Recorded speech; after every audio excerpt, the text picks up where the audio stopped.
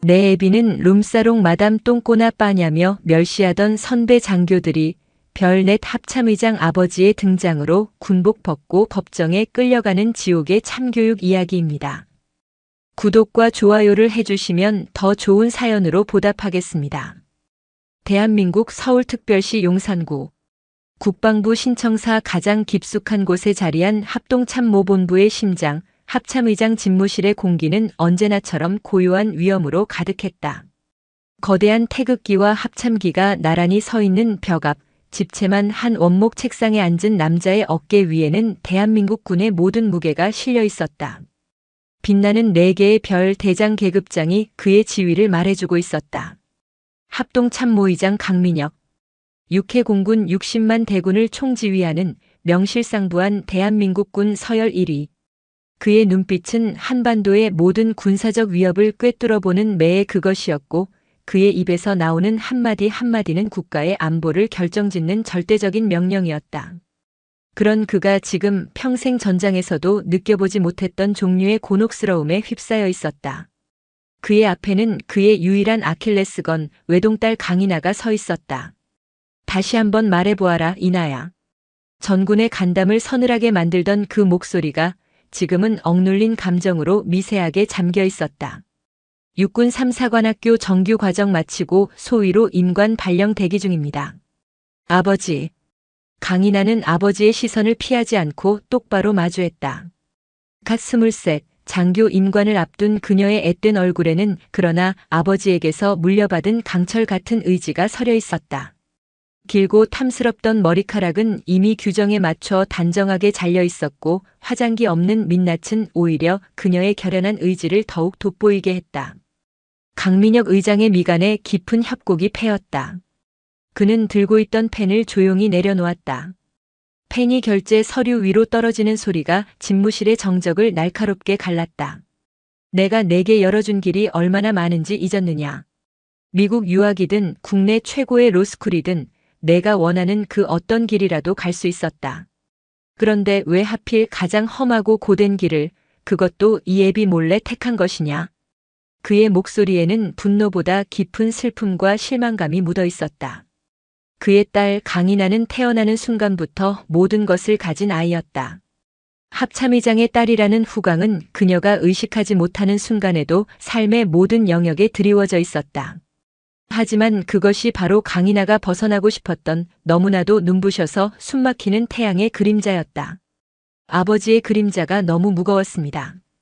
이나의 목소리는 차분했지만 그 안에는 오랜 시간 묵혀온 진심이 담겨 있었다. 어딜 가든 저는 강민혁 의장의 딸이었습니다. 제가 이룬 모든 것들은 제 노력이 아닌 아버지의 후광으로 평가받았습니다. 저는 강인아라는 이름 석자로 온전히 평가받고 싶었습니다. 제 발로 이 땅을 딛고 제 힘으로 제 가치를 증명하고 싶었습니다. 평생을 군인으로 살아오신 아버지를 존경하기에 저 또한 군인의 길을 택했지만 그 시작만큼은 그 어떤 배경도 없이 가장 낮은 곳에서 시작하고 싶었습니다. 딸의 진솔한 고백에 강민혁은 잠시 말을 잃었다. 그는 자리에서 일어나 통유리 창가로 걸어갔다. 창밖으로 대한민국의 심장, 서울의 스카이라인이 펼쳐져 있었다. 그가 평생을 바쳐 지켜온 이 땅. 수많은 위기와 희생 속에서 여기까지 왔다. 그 모든 것은 어쩌면 딸에게만큼은 자신과 같은 고생을 물려주지 않기 위함이었는데 아이러니하게도 딸은 스스로 그 가시밭길을 택했다. 군이 어떤 곳인지, 특히 여군에게 얼마나 더 가혹하고 비정한 곳인지 그는 누구보다 잘 알고 있었다. 능력에 대한 끊임없는 의심, 보이지 않는 차별의 벽, 그리고 남자들보다 몇 배는 더 독하게 자신을 증명해야만 얻을 수 있는 작은 인정까지. 자신의 귀한 딸이 그 험난한 길을, 그것도 자신의 존재를 숨긴 채 홀로 걸어가겠다는 것을 그는 차마 용납할 수 없었다. 세상은 내 생각만큼 공평하지 않다. 내가 내 딸이라는 사실이 알려지는 순간 너는 너 자신의 능력이 아닌 내 이름으로 평가받게 될 것이다. 특혜를 받는다는 의심과 질투 혹은 그 반대의 가혹한 잣대가 너를 올가매게다. 숨긴다고 숨겨질 비밀이 아니다. 그래서 아버지께 마지막으로 부탁이 있습니다. 이나는 아버지의 곁으로 다가갔다. 그녀의 눈빛은 그 어느 때보다 진지했다. 제 신분을 군사 2급 기밀로 처리해 주십시오. 제가 스스로 모든 것을 이겨내고 제 발로 설 때까지, 혹은 제가 포기하고 아버지께 돌아올 때까지 그곳에서 저는 그저 평범한 대한민국 육군 소위 강인하일 뿐입니다. 아무도 제가 합참의장의 딸이라는 사실을 모르게 해주십시오. 강민혁은 딸의 얼굴을 뚫어지게 쳐다보았다. 딸의 눈 속에서 자신과 같은 종류의 불꽃을 보았다. 꺾으려 할수록 더욱 거세게 타오를 고집과 신념의 불꽃. 그는 긴 한숨을 내쉬었다. 결국 자신이 졌다는 것을 인정할 수밖에 없었다. 좋다. 그의 목소리는 체념과 불안이 뒤섞여 있었다. 내 뜻대로 하거라. 하지만 명심해라. 군은 내가 생각하는 것보다 훨씬 더 깊고 어두운 곳이다. 만약 내가 그 어둠에 잡아먹히기 전에 스스로 걸어 나오지 못한다면 그때는 내가 직접 너를 데리러 갈 것이다. 어떤 방식으로든. 감사합니다, 아버지. 그것이 부녀의 마지막 약속이었다. 며칠 후 강인하는 최소한의 짐만 챙겨 정든 집을 나섰다. 그녀가 향한 곳은 대한민국 육군 보병학교. 장교로서 야전 부임 전 거쳐야 할 마지막 관문이었다. 그리고 그곳에서 그녀는 자신의 운명을 뒤흔들 지독한 악연과 마주하게 된다. 한편 강인하 소위의 인사기록 카드에는 조용히 붉은색 스탬프가 찍혔다. 특수 신원관리 대상. 열람 권한 합참의장 승인. 태양은 스스로 빛을 감추고 자신의 딸이 홀로 어둠 속에서 별이 되기를 피눈물을 삼키며 지켜보기 시작했다. 경기도 광주에 위치한 육군 보병학교는 전국 각지에서 모인 신임 장교들의 열정과 긴장감으로 들끓었다. 사관학교 출신, 삼사관학교 출신, 학군단 출신. 출신은 각기 달라도 이제 막 어깨에 빛나는 소위 계급장을 단 이들의 눈에는 조국을 수호하는 간성이 되겠다는 푸른 꿈이 서려 있었다. 강인하 역시 그들 중 한 명이었다. 그녀는 의도적으로 눈에 띄지 않으려 노력하며 묵묵히 훈련에만 집중했다. 하지만 그녀의 그런 노력은 첫날부터 물거품이 되었다. 그녀가 가진 특유의 기품과 단아한 외모, 그리고 그 어떤 고된 훈련에도 흐트러지지 않는 강인한 정신력은 오히려 주변의 이목을 집중시키는 독이 되었다. 특히 일부 여군 선배 장교들의 눈에는 그녀가 가장 좋은 먹잇감으로 보였다. 그 중심에는 보병학교 중대장인 서은하 대위가 있었다. 여군 사관 출신으로 도끼와 야심으로 똘똘 뭉친 그녀는 자신의 앞길에 방해가 되거나 자신보다 나아 보이는 후배를 병적으로 싫어했다. 그녀의 눈에 강인하는 모든 것이 거슬리는 존재였다. 배경도 출신도 평범한 자신과는 달리 어딘가 모르게 귀티가 흐르는 외모, 그리고 애써 숨기려 해도 숨겨지지 않는 당당함. 서 대위는 강인하가 백으로 편하게 군 생활하려는 부류라고 멋대로 단정했다. 서 대위의 옆에는 늘 그림자처럼 붙어 다니며 그녀의 손발 역할을 하는 백소의 중위가 있었다. 백중위는 서 대위의 비위를 맞추며 그녀의 권력을 등에 업고 후배들 위에 군림하는 것을 즐기는 인물이었다. 서 대위님, 저기 저강이나 소위 말입니다. 어딘가 이상하지 않습니까? 하는 행동이나 말투가 군대 물정 모르는 온실 속 화초 같습니다. 백중위 잘 지켜봐. 저런 것들은 처음부터 싹을 잘라놔야 해. 멘탈부터 완전히 박살내서 감히 기어오를 생각조차 못하게 만들어야 한다고. 그들의 지독한 괴롭힘은 아주 사소한 것에서부터 시작되었다. 아침 점호 시간 서 대위는 중대원 전체를 세워두고 오직 강인하의 관물대만을 문제 삼았다. 강인하 소위. 이게 지금 정리한 건가? 전투복에 주름 하나 없는 게 아주 호텔에서 각 잡아주는 메이드 솜씨 같군 그래. 군기가 빠져서 멋이나 부리고 다니나? 아닙니다. 규정대로. 말대꾸하지 마. 내 놈 하나 때문에 우리 중대 전체 군기가 흐려지는 거야. 전원 관물대 다시 정리한다. 강인하 소위가 만족할 때까지. 연대 책임. 가장 비겁하고도 효과적인 괴롭힘의 방식이었다. 동기들은 불평 한마디 못하고 묵묵히 관물대를 정리했지만 그들의 차가운 시선은 고스란히 강인하에게로 향했다. 서 대위와 백중위는 그렇게 교묘하게 강인하를 고립시키고 있었다. 괴롭힘은 날이 갈수록 집요하고 악랄해졌다. 각계 전투 훈련장에서는 일부러 그녀에게만 가장 지늘기 깊은 곳으로 포복을 시켰고 사격 훈련에서는 탄피 하나를 몰래 숨긴 뒤 탄피를 잃어버렸다며 밤새 연병장을 기게 만들었다. 하지만 강인하는 묵묵히 모든 것을 견뎌냈다. 불평 한마디 없이 핏기 없는 얼굴로 젖은 전투복을 입은 채 다음 훈련을 준비하는 그녀의 모습은 오히려 서대위의 증오심에 불을 지폈다. 독한 년 대체 뒷배가 누구길래 저렇게 버티는 거야. 마침내 서대위는 강인하의 정신을 완전히 무너뜨릴 계획을 세웠다. 가장 혹독하기로 유명한 화생방 훈련. 끔찍한 CS가스가 자욱한 밀폐된 교장 안에서 서대위는 모든 훈련병들의 방독면을 벗게 했다. 눈물, 콧물, 침을 쏟아내며 모두가 고통에 몸부림치는 아비규환 속에서 강인하는 입술을 깨물며 고통을 참아내고 있었다. 훈련이 끝나고 모두가 비틀거리며 밖으로 나왔을 때 서대위는 강인하만을 따로 불렀다. 강인하 소위, 넌 아직 부족한 것 같군. 특별 훈련을 시켜주지. 그녀는 강인하를 다시 가스실 안으로 밀어넣고 문을 잠가버렸다. 규정에도 없는 명백한 가혹 행위였다. 혼자 남은 가스실 안에서 강인하는 숨이 막혀오는 고통과 싸워야 했다. 하지만 그녀는 비명 한 번 지르지 않았다. 여기서 무너지면 아버지를 볼 면목이 없었다. 한참 뒤 문이 열리고 비틀거리며 나온 강인하의 앞에 서대위가 비웃음을 머금은 채 서 있었다. 그녀는 강인하의 턱을 거칠게 붙잡고 자신을 보게 했다. 눈빛이 아직 살아있네. 독한 년. 넌 대체 애비가 뭐하는 인간이길래 이렇게 사람 속을 긁는 거야? 그녀는 주변의 시선은 아랑곳하지 않고 오직 강인하만이 들을 수 있는 목소리로 뱀처럼 차갑고 끈적거리는 말을 속삭였다. 내 애비는 무슨 룸살롱 마담 똥꼬나 빨아주면서 널 키웠냐? 그래서 이렇게 낯장만 반반하고 독한 년이 나왔나? 아니면 어느 높은 양반 씨라도 받아서 낳은 사생아라도 돼? 말해봐, 이 잡년아. 내 애비가 누구야? 그것은 인간의 존엄성을 송두리째 파괴하는 가장 추악하고 잔인한 모욕이었다. 평생을 조국에 헌신해온 아버지, 세상에서 가장 존경하는 아버지를 향한 끔찍한 모독에 강인하의 눈에서 무언가가 끊어지는 소리가 났다. 그녀의 온몸이 분노로 떨렸지만 그녀는 입술 안쪽이 터져 피맛이 날 때까지 굳게 깨물며 참았다.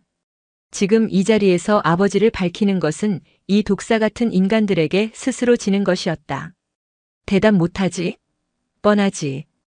애비 없는 후레 자식이거나 있어도 내세울 것 하나 없는 개차반이겠지.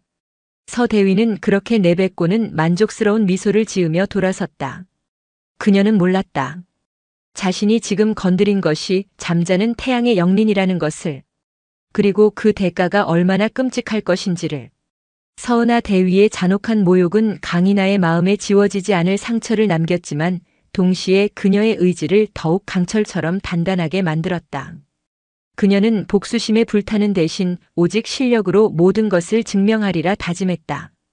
이후 이어진 모든 훈련 평가에서 강인하는 압도적인 성적으로 수석을 차지했다. 체력, 사격, 전술이론, 리더십 평가까지 그 어떤 분야에서도 그녀를 따라올 자가 없었다. 그녀의 뛰어난 성과는 오히려 서대위와 백중희를 더욱 불안하고 초조하게 만들었다. 자신들이 잡년이라 무시했던 후배가 자신들을 뛰어넘는 것을, 그들의 비좁은 자존심은 결코 용납할 수 없었다. 그들은 강인하를 떨어뜨리기 위해 더욱 교묘하고 악랄한 함정을 파기 시작했다. 마지막 종합전술훈련. 임관 전 마지막 관문이자 장교로서의 자질을 최종 평가받는 가장 중요한 훈련이었다. 강인하는 한 분대의 분대장 임무를 부여받았다. 분대원 중에는 그녀를 유일하게 따르던 동기 박소연 소위도 포함되어 있었다. 서대위는 의도적으로 가장 험준한 침투 코스와 가장 어려운 과제를 강인하의 분대에 할당했다. 훈련은 폭우가 쏟아지는 한밤중에 시작되었다. 칠흑 같은 어둠과 거센 빗줄기 속에서 독도를 하며 목표 지점까지 은밀히 침투해야 하는 극한의 과제였다. 강인하는 탁월한 리더십으로 분대원들을 이끌며 난관을 헤쳐나갔다. 하지만 훈련 막바지 목표 지점을 불과 몇백 미터 앞두고 사고가 터졌다. 빗물에 불어난 계곡을 건너던 박소연 소위가 발을 헛디뎌 급류에 휩쓸리고 만 것이다. 소연아, 강인하는 한치의 망설임도 없이 차가운 계곡물에 뛰어들었다. 그녀는 거친 물살과 사투를 벌인 끝에 바위에 머리를 부딪혀 의식을 잃어가던 박소연을 간신히 구해냈다. 하지만 박소연은 저체온증과 과다출혈로 상태가 심각했다. 분대장님, 어서 목표 지점으로 가야 합니다. 시간이 없습니다.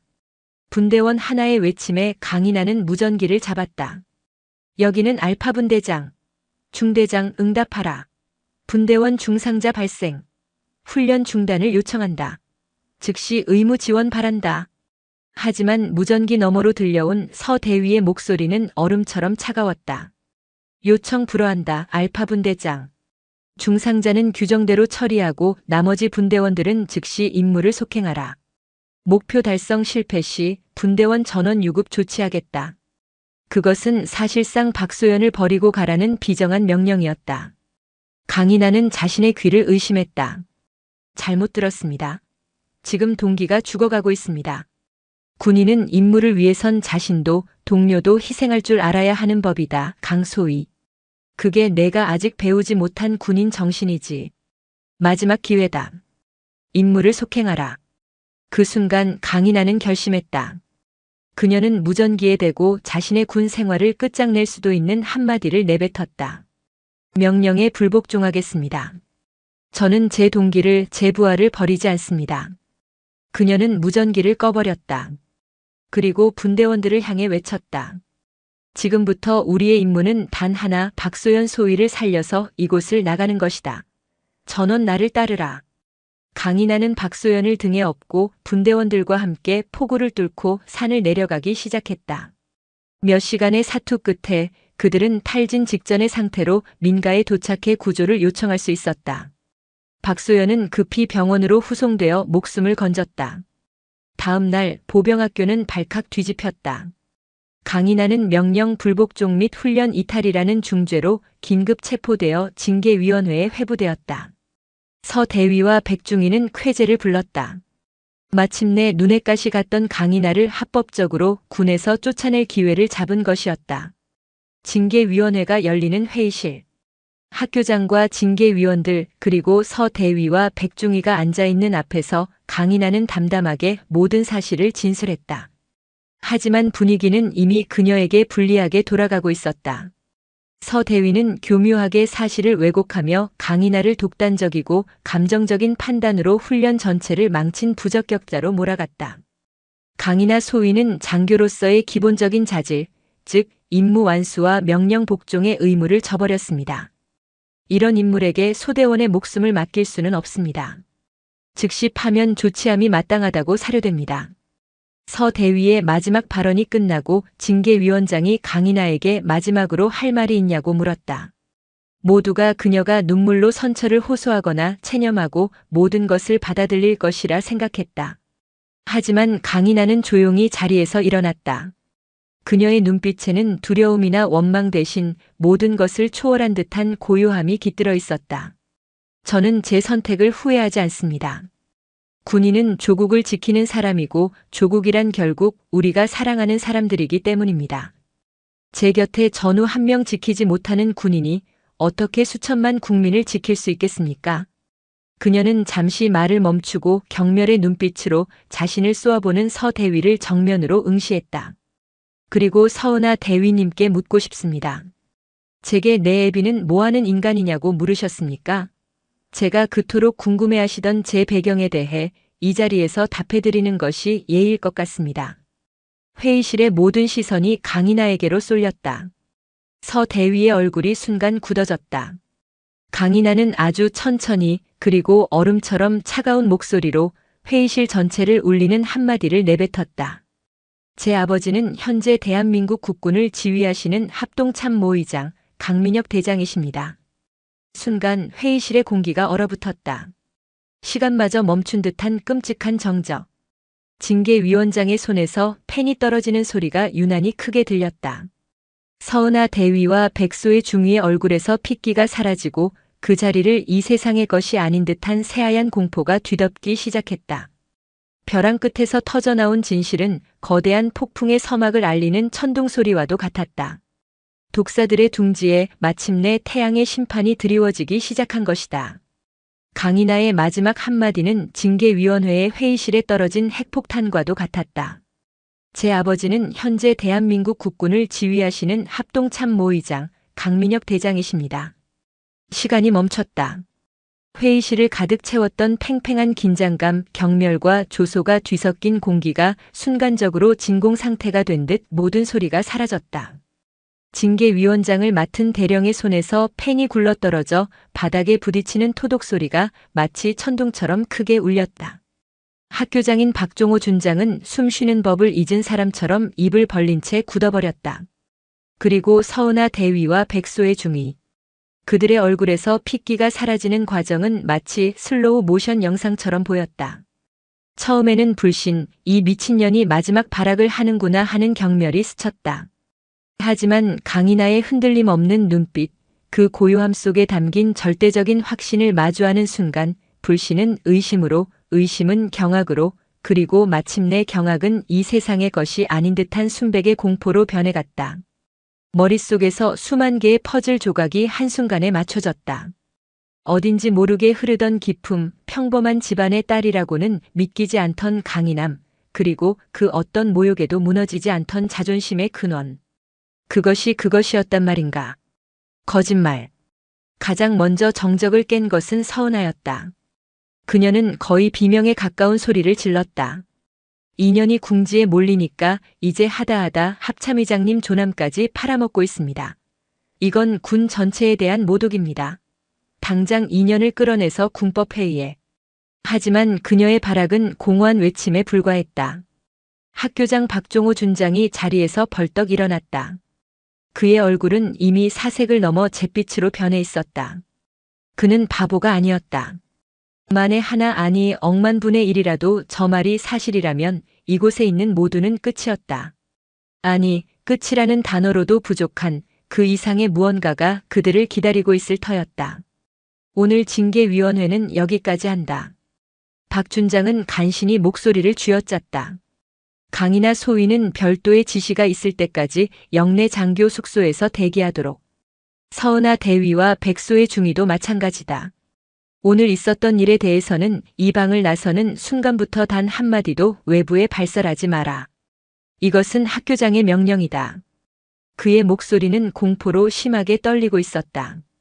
그는 강인하를 감금하는 대신 가장 좋은 숙소에 대기시키는 것으로 자신의 목숨줄에 대한 최소한의 고험을 들었다. 그리고 서은아와 백소희를 함께 묶어둠으로써 사건이 외부로 새어나가는 것을 필사적으로 막으려 했다. 회의실을 나온 서은아는 다리가 풀려 주저앉을 뻔한 것을 백소희가 간신히 부축했다. 대위님 사실일까요? 전연말이. 닥쳐. 거짓말이야. 정신 나간 년의 마지막 발악일 뿐이라고. 서은아는 소리쳤지만 그녀의 눈동자는 공포로 극심하게 흔들리고 있었다. 그녀는 자신의 사무실로 달려가자마자 미친 듯이 전화를 돌리기 시작했다. 6본에 있는 동기, 선배, 어떻게든 연줄이 닿는 모든 곳에 전화를 걸어 강이나 소위의 신원을 확인하려 했다. 하지만 돌아오는 대답은 하나같이 똑같았다. 미안하다 은하야. 해당 인원은 내가 열람할 수 있는 등급이 아니야. 서대위, 괜한 짓 하지 마. 그 이름은 잊어버리는 게 좋을 거야. 전화를 돌릴수록 서은아의 얼굴은 더욱 하얗게 질려갔다. 보이지 않는 벽. 그녀가 가진 모든 인맥과 권한으로도 긁어볼 수조차 없는 견고한 벽이 강인하라는 존재를 감싸고 있었다. 공포가 해일처럼 그녀를 덮쳤다. 그녀와 백소희는 서로를 붙잡고 부들부들 떨었다. 이제 그들은 서로를 탓하기 시작했다. 다 너 때문이야. 내가 괜히 전연을 건드려서. 대위님이야말로 제일 심하지 않으셨습니까? 그런 끔찍한 말까지 해가면서. 그들의 견고해 보였던 유대는 죽음의 공포 앞에서 휴지 조각처럼 찢어지고 있었다. 한편 국군 수도병원. 의식을 회복한 박소연은 병문안을 온 아버지에게 울면서 모든 것을 털어놓았다. 강인하가 자신을 어떻게 구했는지, 그리고 그 전부터 서은아 대위와 백소의 중위에게 어떤 끔찍한 괴롭힘과 모욕을 당해왔는지. 박소연의 아버지 박지훈 교수는 대한민국 최고의 법학전문대학원 형법교수로 법조계와 정계에 막강한 영향력을 가진 인물이었다.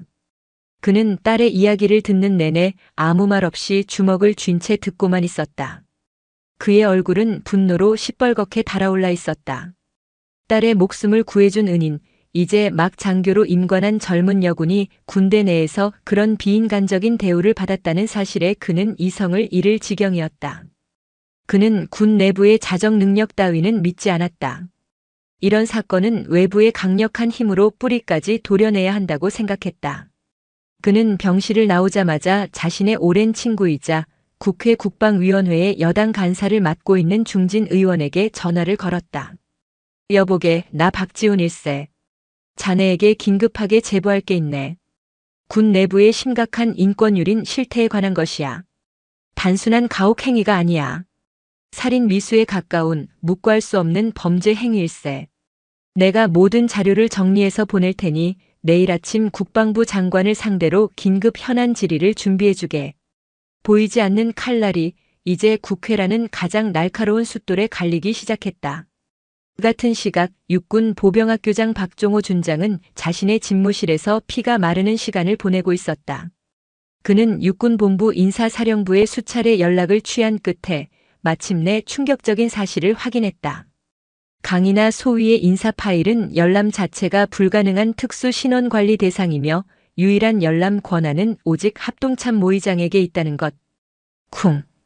박 준장의 심장이 바닥으로 떨어지는 소리가 들리는 듯 했다. 모든 것이 사실이었다. 그는 지금 대한민국군 서열 1위의 영린을, 그것도 가장 끔찍한 방식으로 건드린 것이었다. 그는 떨리는 손으로 수화기를 들었다. 어디에 전화를 걸어야 할지, 무슨 말을 해야 할지 머릿속이 하얗게 비어버렸다. 바로 그때 그의 책상 위에 놓인 직통 전화기가 요란한 벨소리를 울렸다. 발신 번호는 단 4자리. 용산 합참의장실 직통 번호였다. 박 준장은 심장이 멎을 것 같은 공포 속에서 떨리는 손으로 수화기를 들었다. 충성. 육군 보병학교장 준장 박종호입니다. 수화기 너머에서는 합참의장의 목소리가 아니었다. 감정이라고는 한 톨도 느껴지지 않는 비서실장의 차가운 목소리가 들려왔다. 박 장군, 잘 듣도록. 비서실장은 아무것도 묻지 않았다. 그저 통보할 뿐이었다. 합동참모의장님께서 1시간 뒤 학교를 비공식 방문하십니다. 예. 비공식 방문이십니까? 의장님 외에는 아무도 대동하지 않으실 겁니다. 일체의 의전과 보고 준비는 필요 없습니다. 비서실장은 그렇게 말하고는 전화를 끊었다. 박종호 준장은 멍하니 수화기를 들고 서 있었다. 비공식 방문, 단독 방문, 의전 불필요. 그 단어들이 의미하는 바는 단 하나였다. 공식적인 절차나 자비 따위는 없을 것이다. 태양이 직접 자신의 그림자를 더럽힌 자들을 심판하러 오는 것이었다. 용산 합동참모본부 의장실. 강민혁 대장은 막 보고를 마친 비서실장을 물리고 홀로 거대한 집무실에 남았다. 그의 책상 위에는 딸 강인아와 관련된 모든 정보가 올라와 있었다. 보병학교장과의 통화 내용, 박지훈 교수로부터 국회에 접수된 제보 내용, 그리고 비서실 정보팀이 실시간으로 취합한 보병학교 내부의 움직임까지. 하지만 그의 시선은 그 모든 보고서가 아닌 단 한 장의 문서에 고정되어 있었다. 정보팀이 복원해낸 서은아 대위의 음성이 담긴 녹취록이었다. 내 애비는 무슨 룸사롱 마담 똥꼬나 빨아주면서 널 키웠냐? 강민혁은 조용히 눈을 감았다. 눈을 감자 5살 어린 딸의 손을 잡고 아내의 장례를 치르던 그날의 풍경이 떠올랐다. 암으로 아내를 먼저 떠나보낸 후 그는 딸에게 아버지이자 동시에 어머니가 되어야 했다. 수많은 야근과 훈련 속에서도 그는 단 한 번도 딸의 저녁을 거른 적이 없었고 딸이 잠들기 전에는 늘 책을 읽어주었다. 그에게 딸은 죽은 아내가 남긴 마지막 선물이자 그가 살아가는 이유 그 자체였다. 그런 자신의 삶을, 자신의 죽은 아내를, 그리고 자신의 목숨보다 소중한 딸을 감히 저 따위 더러운 말로 능멸했다. 그의 안에서 무언가가 툭 하고 끊어졌다. 그는 평생 단 한 번도 사사로운 감정으로 군의 시스템을 움직인 적이 없었다. 그는 공과 사를 칼같이 구분하는 것으로 유명했다. 하지만 지금 이 순간만큼은 그는 대한민국군의 합참의장이 아니었다. 그는 세상에서 가장 소중한 것을 잃을 뻔한, 그리고 끔찍한 모욕을 당한 한 명의 아버지였다. 그의 분노는 뜨겁게 폭발하는 용암이 아니었다. 모든 것을 얼려버리고 살아있는 모든 것에 숨을 멎게 만드는 극저온의 냉기와도 같았다. 그는 자리에서 일어나 창가로 다가갔다. 창밖으로 보이던 서울의 야경이 그의 눈에는 들어오지 않았다. 그의 머릿속은 오직 한 가지 생각뿐이었다. 심판. 그는 인터폰을 눌러 비서실장을 호출했다. 그의 목소리는 놀라울 정도로 차분했다. 헬기 준비해. 예, 의장님. 코브라 공격 헬기로 준비시킬까요? 코브라 헬기는 합참의장이 전방 시찰 시 사용하는 의전용 헬기였다. 하지만 강민혁은 고개를 저었다. 아니, 코브라 말고 제일 조용하고 빠른 놈으로. 그의 명령에 비서실장은 잠시 의아했지만 곧 그 의미를 깨닫고 등골이 서늘해졌다. 이것은 공식적인 시찰이나 방문이 아니었다. 요란한 경고 없이 적의 심장부로 침투하는 특수작전과도 같은 것이었다. 그는 조용히 가서 조용히 모든 것을 끝내버릴 작정이었다. 잠시 후 용산 국방부 헬기장에 대한민국 육군이 보유한 최신의 기동헬기 수리온 한 대가 조용히 착륙했다. 강민혁은 평소 입던 전투복이 아닌 4개의 별이 선명하게 빛나는 정복 차림으로 헬기에 올랐다. 가장 압도적이고 가장 공식적인 복장으로 가장 비공식적인 심판을 내리기 위함이었다. 헬기가 서울의 야경을 뒤로하고 어둠 속으로 빨려 들어갔다. 경기도 광주로 향하는 동안 강민혁은 눈을 감고 딸과의 추억을 떠올렸다. 훈련 때문에 며칠 만에 집에 돌아왔을 때 흙먼지투성이인 자신에게 달려와 안기던 작은 아이. 서툰 솜씨로 삐뚤빼뚤하게 쓴 아빠 사랑해요라는 편지. 세상 그 무엇과도 바꿀 수 없는 그의 보물. 그 보물에 감히 흠집을 낸 자들을 그는 결코 용서할 수 없었다. 약속된 시간이 되자 수리온 헬기는 요란한 소리를 내며 보병학교의 주 연병장에 착륙하는 대신 학교 후문 쪽에 인적이 드문 예비 헬기장에 소리 없이 내려앉았다. 비공식 방문이라는 약속을 지킨 것이었다. 헬기장에는 학교장 박종호 준장이 사형수처럼 창백한 얼굴로 홀로 서서 그를 기다리고 있었다. 헬기 문이 열리고 강민혁이 모습을 드러냈다. 달빛을 받아 번쩍이는 4개의 별 그리고 모든 것을 꿰뚫어 보는 듯한 그의 눈빛 앞에서 박 준장은 차마 경례조차 붙이지 못하고 고개를 숙였다. 강민혁은 그에게 단 한마디도 하지 않았다. 그저 지옥의 사신과도 같은 눈빛으로 그를 한번 쏘아보았을 뿐이다. 박 준장은 그 눈빛만으로도 자신의 군 생활, 아니 인생이 끝났음을 직감했다. 강민혁은 박 준장을 거들떠보지도 않고 그를 스쳐 지나갔다.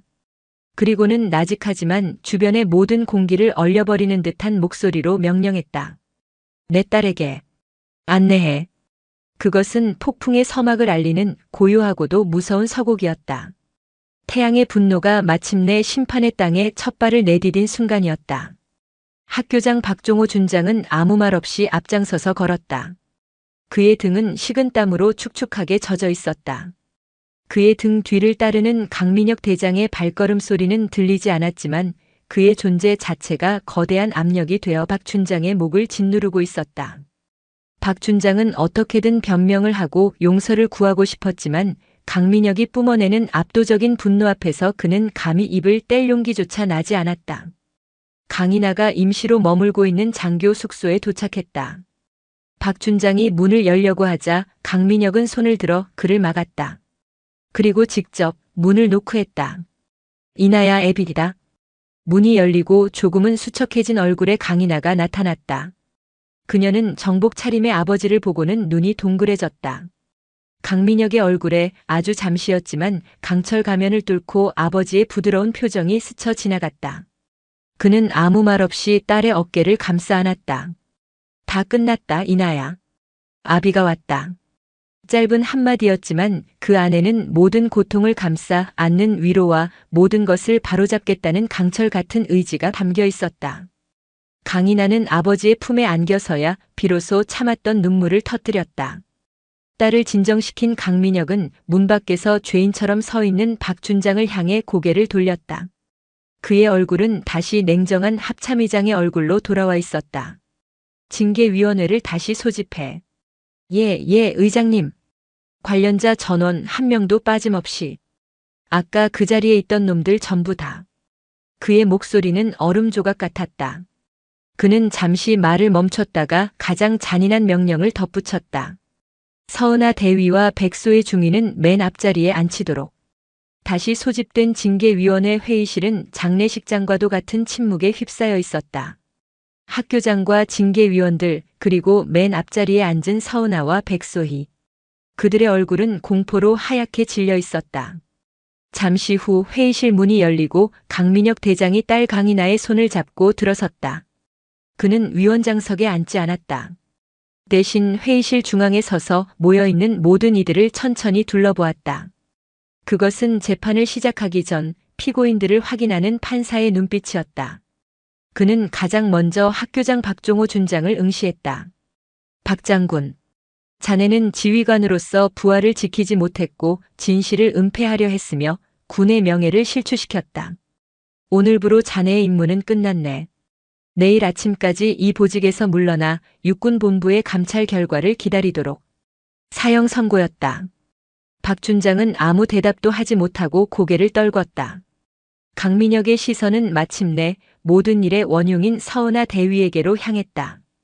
그는 분노를 터뜨리지 않았다.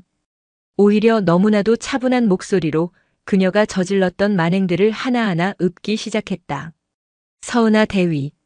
자네는 우수한 자질을 가진 한 후배 장교를 시기하여 상급자라는 지위를 이용해 지속적으로 가혹 행위를 자행했다. 훈련 중 부상당한 부하를 버리라고 명령하여 인명을 경시했으며 진실을 말하는 부하를 정신병자로 몰아군에서 매장시키려 했다. 그는 잠시 말을 멈추고 회의실 전체를 얼어붙게 만드는 그 말을 또렷하게 내뱉었다.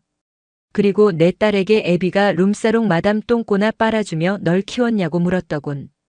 회의실에 있던 모든 장교들이 경악하며 숨을 삼켰다. 차마 인간의 입에서 나왔다고는 믿기 힘든 추악한 단어들이 합참의장의 입을 통해 공표되는 순간이었다. 서은아는 이제 우는 것조차 잊은 채 넋이 나간 사람처럼 멍하니 앉아 있었다. 그 질문에 대한 답을 이 애비가 직접 해주지. 강민혁의 목소리가 낮게 울려 퍼졌다. 내 아내는 이 아이가 5살 때 암으로 세상을 떠났다. 나는 그 이후로 단 하루도 내 딸과 조국 외에 다른 것을 마음에 품어본 적이 없다. 그의 목소리가 미세하게 떨렸다. 그것은 슬픔의 떨림이 아니었다. 신성한 것을 더럽힌 자에 대한 끓어오르는 사리의 떨림이었다. 내가 짓밟은 것은 단순히 한 후배 장교의 명예가 아니다. 그것은 한 군인의 명예이며 죽은 내 아내의 명예이고 이 애비의 삶 그 자체이기도 하다. 그는 서은아와 백소희를 번갈아 쳐다보며 마지막 심판을 내렸다. 오늘부로 너희 둘의 군 생활은 끝이다. 합참 직할 헌병대가 너희들의 신병을 인수할 것이다. 너희들은 군복을 입은 군인이 아니라 인권을 유린한 범죄자로서 군사재판을 받게 될 것이다. 내가 가진 모든 권한을 사용해서 너희들이 법의 가장 엄중한 심판을 받도록 만들겠다. 그의 말이 끝나기 무섭게 회의실 문이 열리고 완전 무장한 합참 헌병들이 들이닥쳤다. 그들은 망연자실에 있는 서은아와 백소희의 양팔을 붙잡고 일으켜 세웠다. 으악! 잘못했습니다. 의장님 살려주세요. 서은아의 비명이 뒤늦게 터져나왔지만 이미 때는 늦었다. 그들은 짐승처럼 끌려나가며 회의실에서 사라졌다. 모든 것이 끝난 뒤 강민혁은 남은 장교들을 향해 돌아섰다. 대한민국 육군은 명예로 먹고 사는 조직이다. 그 명예를 더럽히는 자는 그 누구든 내가 직접 단죄한다. 오늘 이를 뼈에 새기고 다시는 이 보병의 전당에 수치스러운 일이 없도록 하라. 그 말을 끝으로 그는 딸의 손을 잡고 조용히 회의실을 나섰다. 보병학교에 내려졌던 심판의 법정은 그렇게 막을 내렸다. 태양의 분노는 모든 부정을 불태워버렸고 이제 잿더미 속에서 새로운 희망이 싹틀 차례였다. 강민혁 대장의 심판이 끝난 징계위원회 회의실은 마치 거대한 폭풍이 휩쓸고 지나간 듯한 폐허의 모습이었다. 헌병들에게 짐승처럼 끌려나가는 서은아 대위의 마지막 비명소리가 복도 저편으로 사라진 뒤 회의실에는 오직 무겁고 축축한 침묵만이 남았다. 학교장부터 모든 징계위원들까지 그 자리에 있던 장교들은 마치 혼이라도 나간 사람들처럼 굳어 있었다. 그들은 방금 대한민국 군의 살아있는 태양이 어떻게 분노하는지를, 그리고 그 분노가 얼마나 무섭고 철저한지를 온몸으로 목격했다. 강인하는 아버지의 손을 잡고 그 지옥 같은 공간을 빠져나왔다. 복도를 걷는 동안 마주치는 모든 장교와 병사들은 마치 약속이라도 한 듯 길을 열고 부동자세로 서서 경례를 붙였다. 그들의 눈에는 더 이상 호기심이나 동정이 아니었다. 그것은 경외, 그리고 거스를 수 없는 권력에 대한 본능적인 복종이었다. 보병학교 전체가 보이지 않는 계엄령 아래 놓인 듯 했다.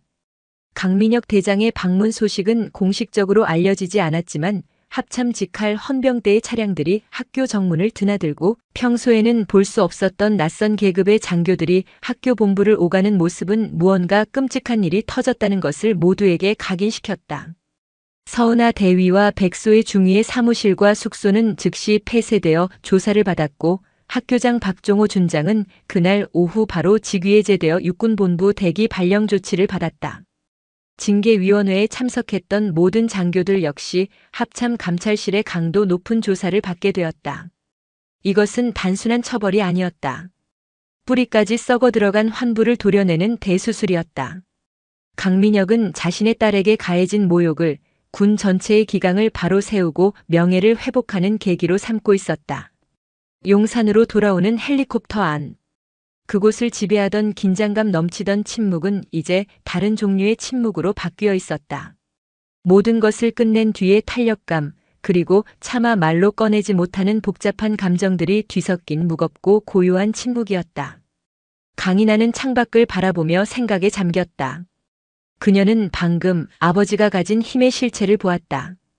그 힘은 그녀를 억압하던 그림자였지만 동시에 그녀를 지옥에서 구해낸 절대적인 방패이기도 했다. 이제 그녀는 무엇을 해야 할까?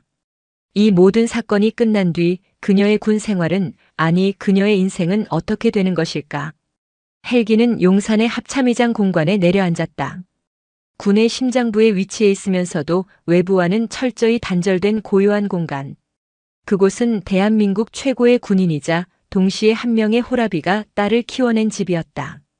공관의 내부에는 화려함 대신 단정하고 품격 있는 가구들이 자리 잡고 있었고 곳곳에는 강인하의 어린 시절 사진과 먼저 세상을 떠난 아내의 사진이 놓여 있었다.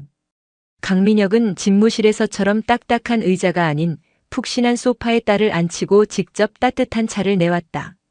그는 딸의 맞은편에 앉아 한참 동안 아무 말 없이 지친 딸의 얼굴을 바라보았다.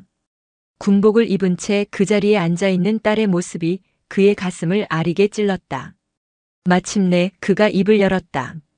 그의 목소리는 더 이상 합참의장의 것이 아니었다. 평생의 회한을 짊어진 한 아버지의 목소리였다. 내가 내 어미와 한 약속을 지키지 못했다. 그것은 충격적인 고백이었다. 강인하가 5살 때 암으로 아내를 떠나보내며 그는 약속했었다. 세상의 그 어떤 더러움과 아픔으로부터도 자신의 목숨을 바쳐 딸을 지켜내겠다고. 나는 너를 강하게 키우고 싶었다. 이 험한 세상에서 누구에게도 무시당하지 않는 단단한 사람으로 만들고 싶었지. 그래서 더 엄하게 대했고 더 차갑게 밀어냈다. 그것이 너를 위한 최선의 방패라고 이 어리석은 애비는 그렇게 믿었다. 그의 눈가가 붉어지고 있었다. 평생 단 한 번도 약한 모습을 보인 적 없던 아버지의 처음 보는 모습이었다. 하지만 내 방식은 틀렸다. 내가 너를 위해 겹겹이 쌓아 올린 성벽이 오히려 너를 가장 어둡고 외로운 곳에 홀로 가두어 버렸구나. 아비는 내가 성벽 안에서 안전하기를 바랐지만 너는 그 안에서 홀로 싸우고 있었던 게다. 이 애비는 그것도 모르고. 그의 강철 같던 목소리가 마침내 무너져 내렸다. 그의 눈에서 뜨거운 눈물 한 방울이 주름진 뺨을 타고 흘러내렸다. 미안하다 이나야. 정말 미안하다. 아버지의 눈물. 그 한 방울의 눈물은 강인하의 가슴 속에 남아있던 마지막 원망과 서름의 찌꺼기마저 남김없이 녹여내렸다. 그녀는 조용히 다가가 아버지의 떨리는 손을 잡았다. 아니에요, 아버지. 아니에요. 그녀 역시 울고 있었다. 하지만 그것은 더 이상 슬픔의 눈물이 아니었다. 깊은 이해와 사랑의 눈물이었다. 제가 너무 어렸어요. 아버지의 그 깊은 마음을 헤아리지 못했어요. 아버지의 성벽이 답답하다고 투정만 부렸지 그 성벽을 쌓기 위해 아버지가 평생 어떤 비바람을 홀로 맞서 싸우셨는지 저는 이제야 조금 알 것 같아요. 부녀는 한참 동안 서로를 부둥켜 안고 울었다. 수십 년간 그들을 갈라놓았던 보이지 않는 벽이 마침내 뜨거운 눈물 속에서 허물어지고 있었다. 한참 뒤 눈물을 그친 강인하는 결심한 듯한 눈빛으로 아버지를 바라보았다. 아버지, 저는 군을 떠나지 않겠습니다. 그녀의 목소리에는 흔들림이 없었다. 오히려 저는 이제야 제가 진짜 군인이 되어야 할 이유를 찾았습니다. 군에는 썩은 부분이 분명히 존재합니다. 하지만 그 썩은 부분을 도려내고 제 전우들을, 제 부하들을 지킬 수 있는 깨끗하고 강한 칼이 될 수 있다면 저는 기꺼이 그 칼이 되겠습니다. 제가 있어야 할 곳은 이곳, 아버지의 안전한 품이 아니라 진짜 군인들이 땀 흘리고 피 흘리는 야전입니다. 그녀는 아버지 앞에서 부동자세로 섰다. 저를 가장 힘들고 가장 위험한 곳으로 보내주십시오.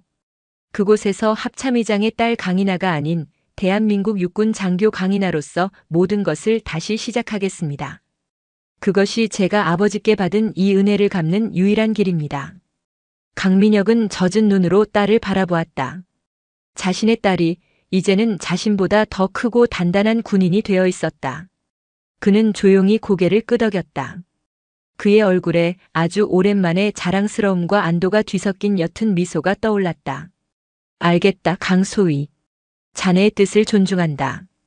그는 처음으로 딸을 계급으로 불렀다. 그것은 부녀 관계를 넘어 한 선배 군인이 후배 군인의 숭고한 결의를 인정하는 최고의 존중의 표시였다. 보병학교에서 일어난 심판의 날 사건은 군 내부의 전설처럼 퍼져나갔다. 공식적인 발표는 없었지만 관련자들의 대규모 숙청과 학교 시스템의 전면 개편은 사건의 실체를 암시하고도 남았다. 합참의장의 딸 이야기는 온갖 추측과 과장이 더해져 DMZ 철책 너머에서부터 제주도 해군기지에 이르기까지 군복 입은 모든 이들의 입에 오르내리는 현대판 군대 설화가 되었다.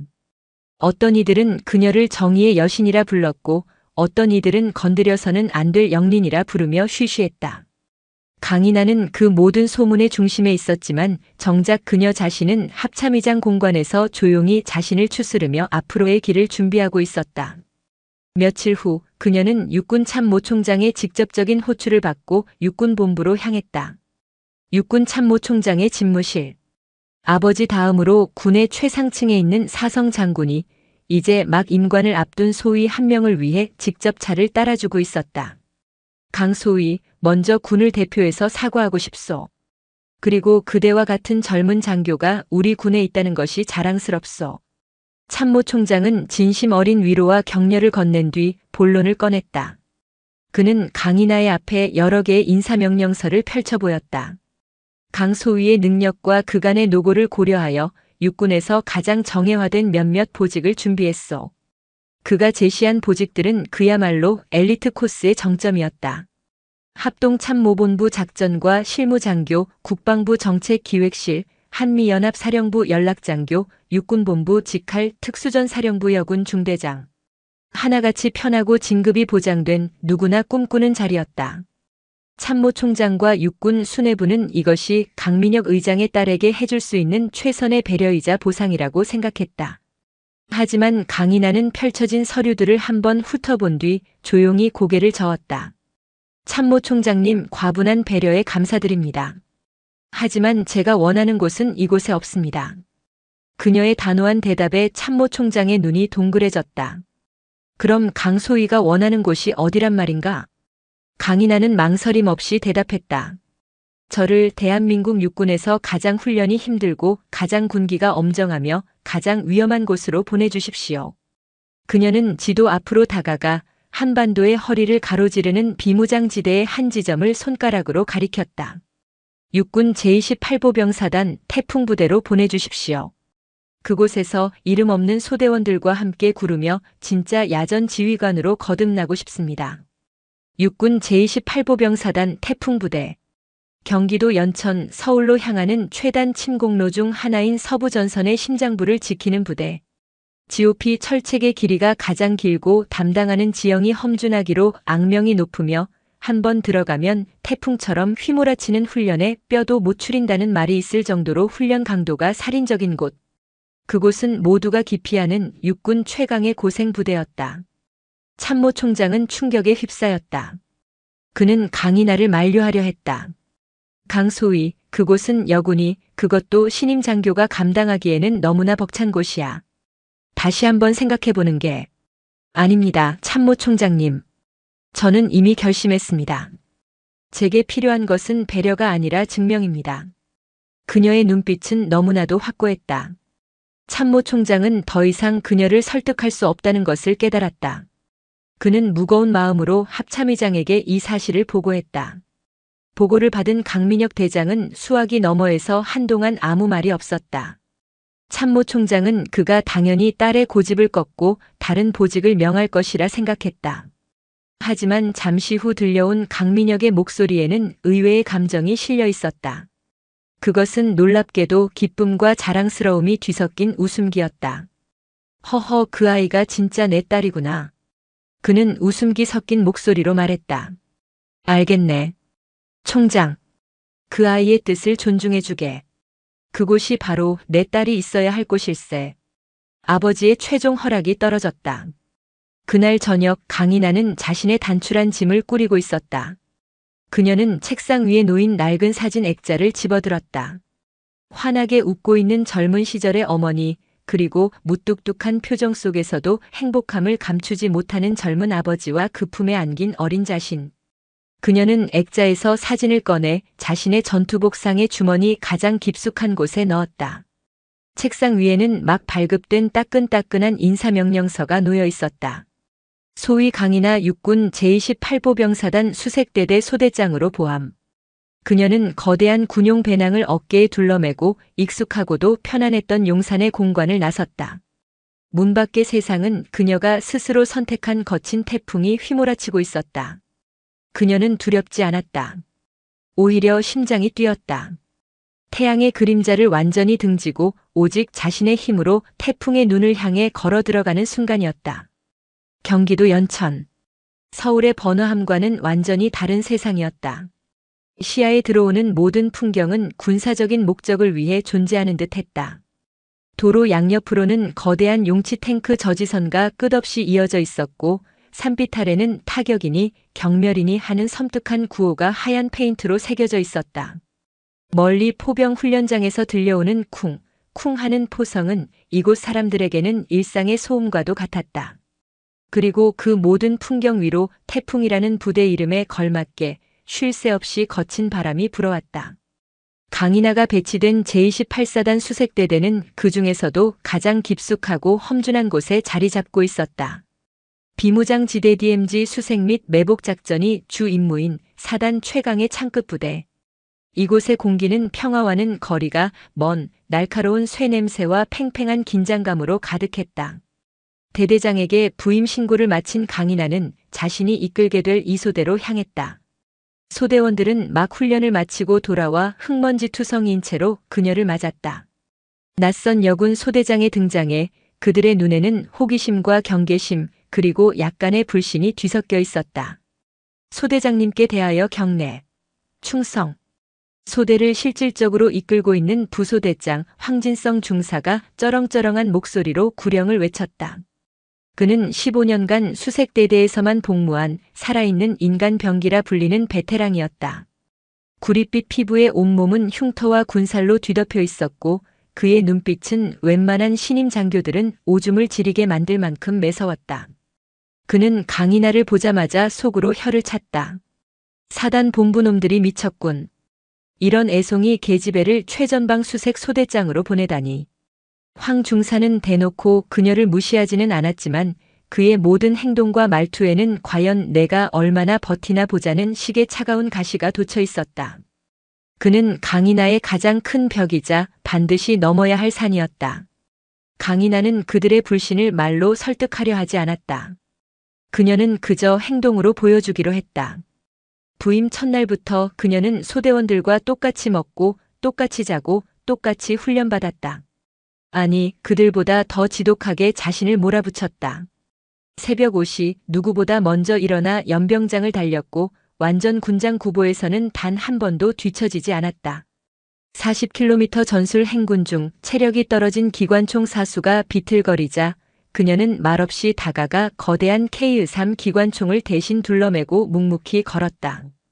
사격 훈련장에서는 특등 사수인 황 중사마저 혀를 내두를 정도의 완벽한 사격 실력을 선보였고 진흙탕에서 벌어지는 격투기 훈련에서는 자신보다 2배는 덩치가 큰 황 중사에게 수십 번 내동댕이 쳐지면서도 비명 한 번 지르지 않고 다시 일어나 달려들었다.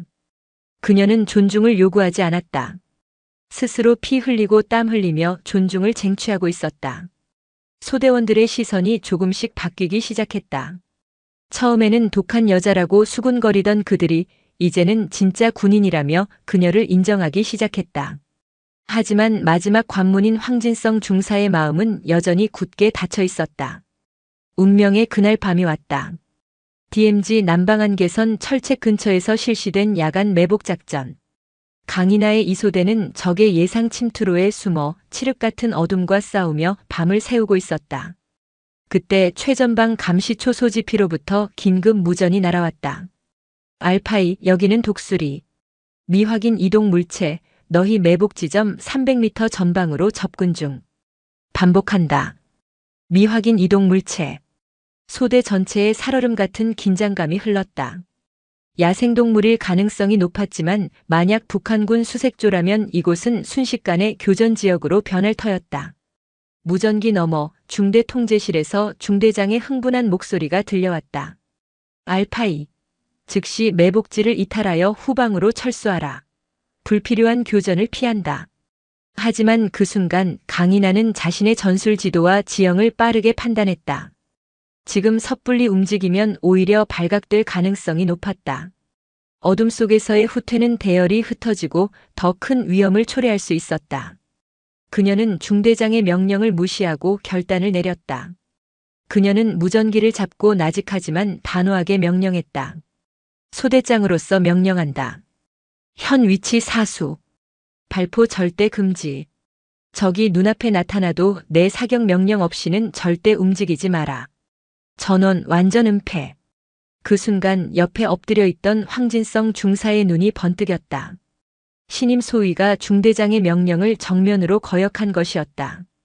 그의 입에서 거친 욕설이 터져 나오려는 찰나 그는 강인하의 눈을 보았다. 칠흑 같은 어둠 속에서도 그녀의 눈은 두려움 없이 냉철하게 전방을 응시하고 있었다. 그 눈빛은 그가 수십 년 전 존경하던 자신의 첫 소대장에게서 보았던 진짜 지휘관의 눈빛이었다. 그리고 그 눈빛 어디선가 아주 익숙한 강철의 기운이 느껴졌다. 황 중사는 잠시 망설였다.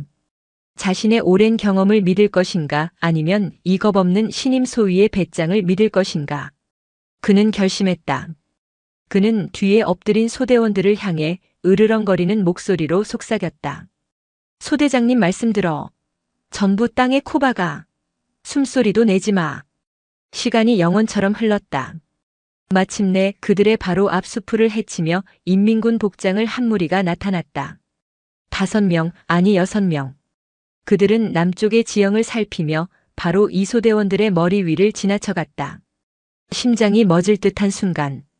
누구 하나라도 기침 소리 한 번 냈다면 전원 몰살당했을지도 모르는 아찔한 상황이었다. 북한군 수색조가 완전히 시야에서 사라진 뒤에도 강인하는 한참 동안 움직이지 않았다. 안전이 완전히 확보된 뒤에야 그녀는 조용히 철수 명령을 내렸다. 작전이 끝나고 부대로 복귀하는 길 아무도 말이 없었다. 황진성 중사는 묵묵히 걷다가 강인하의 옆으로 다가왔다.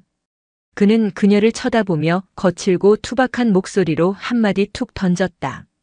소대장님, 아까 그 상황 판단 지렸습니다. 그것은 그가 할 수 있는 최고의 찬사이자 완벽한 항복 선언이었다.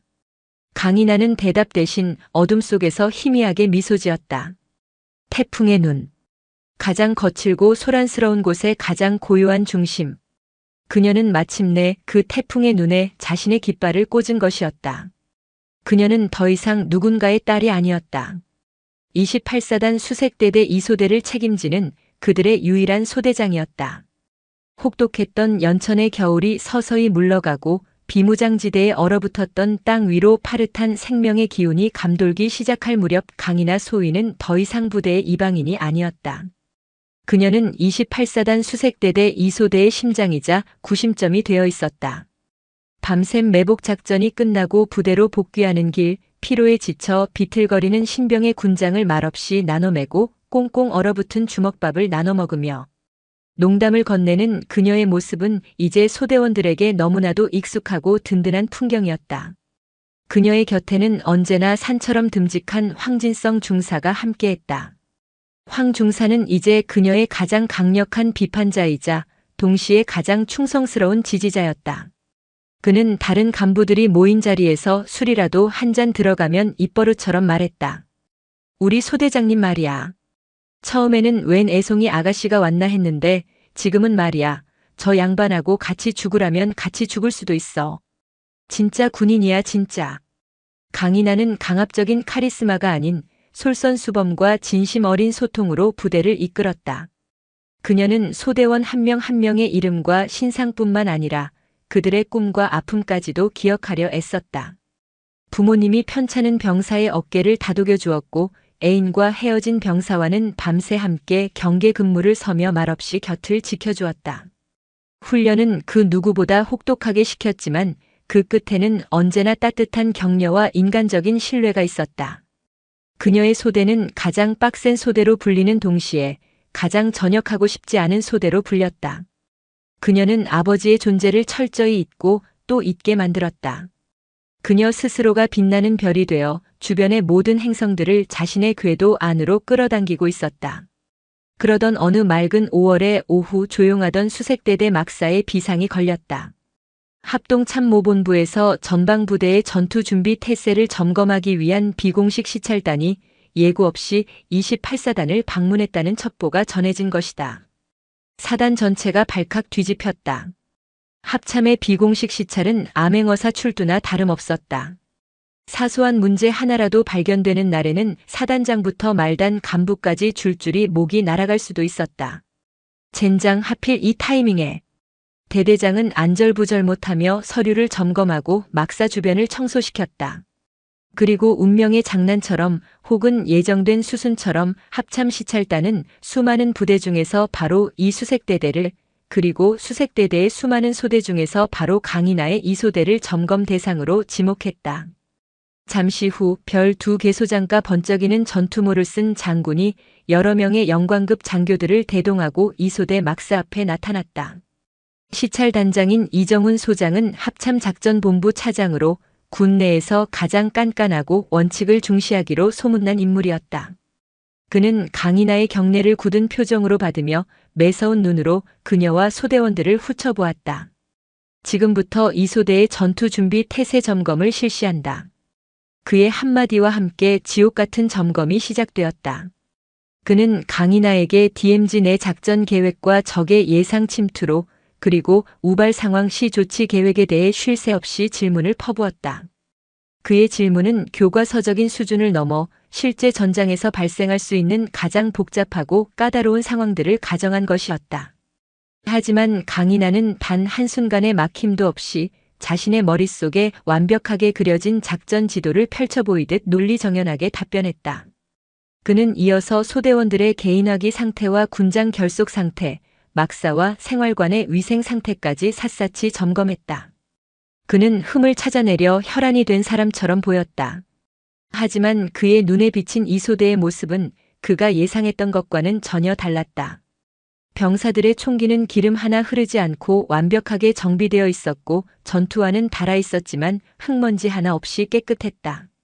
생활관은 낡았지만 정갈했고 그곳에 흐르는 공기는 억압된 군기가 아닌 건강한 활기와 전우애로 가득했다.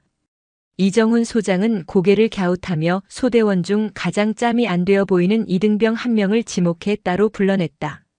자네 소대장은 어떤가? 솔직하게 말해도 좋다. 이등병은 잠시 우물쭈물하더니 이내 결심한 듯한 눈빛으로 말했다. 저희 소대장님은 무섭습니다. 훈련 때는 정말 죽을 것 같이 힘듭니다. 하지만 이상하게도 소대장님과 함께 있으면 진짜 전쟁이 터져도 살아서 돌아올 수 있을 것 같은 믿음이 생깁니다. 이번에는 황진성 중사를 불러냈다. 황 중사. 자네는 이곳에서 뼈가 굵은 베테랑인데 신임 여군 소대장과 함께 근무하는 것이 불편하지는 않나? 황진성 중사는 한치의 망설임도 없이 대답했다. 그의 목소리에는 강철 같은 신뢰가 담겨 있었다. 장군님, 그분은 그냥 여군 소대장이 아닙니다. 제 소대장님이십니다.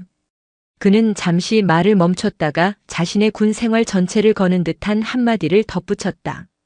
저는 제 소대장님을 위해서라면 제 목숨을 걸 수 있습니다. 이정훈 소장은 더 이상 아무것도 묻지 않았다.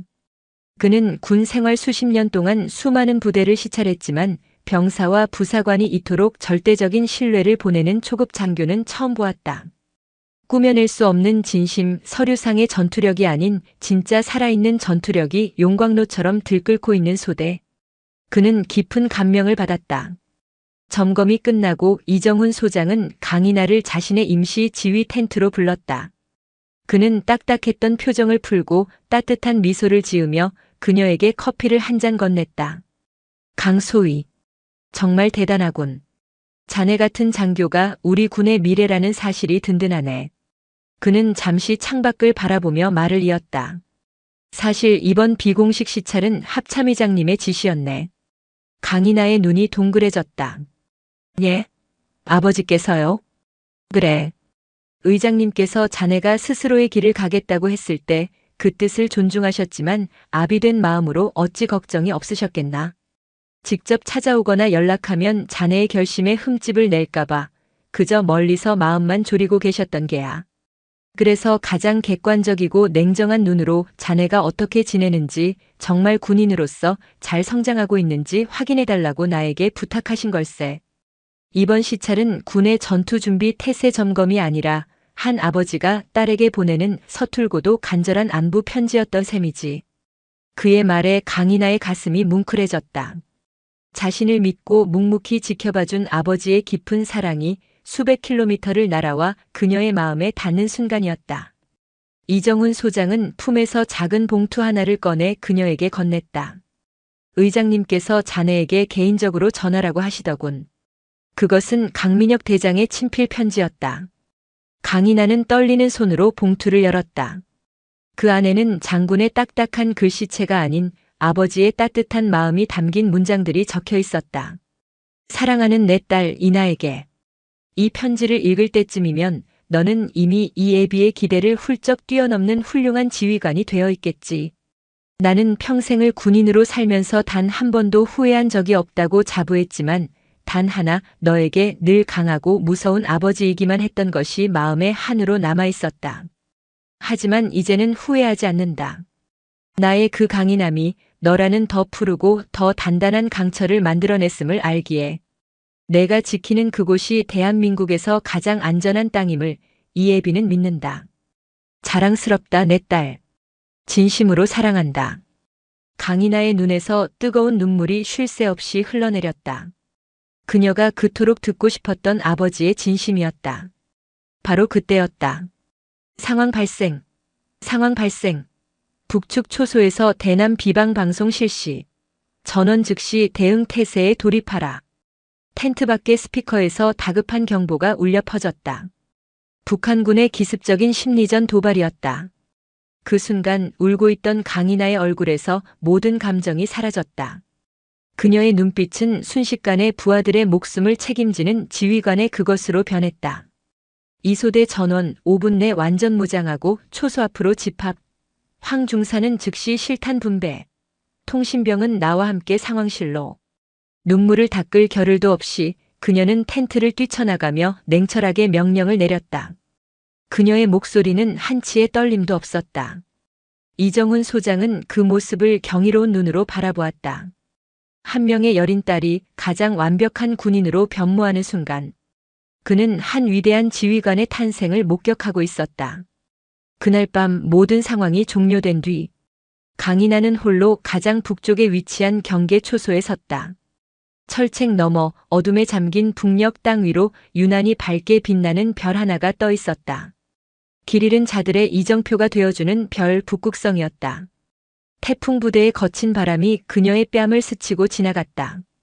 그녀는 품에서 아버지의 편지를 다시 꺼내 희미한 달빛 아래서 읽어내려갔다.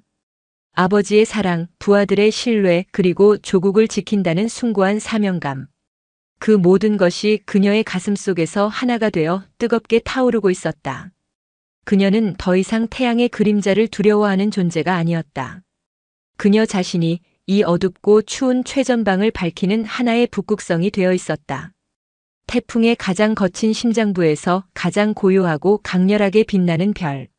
진정한 의미의 별의 딸이 바로 그곳에서 조국의 오늘과 내일을 지키며 서 있었다. 그녀의 전설은 이제 막 시작되고 있었다. 오늘도 요지경 사연을 잘 들어주셔서 감사합니다.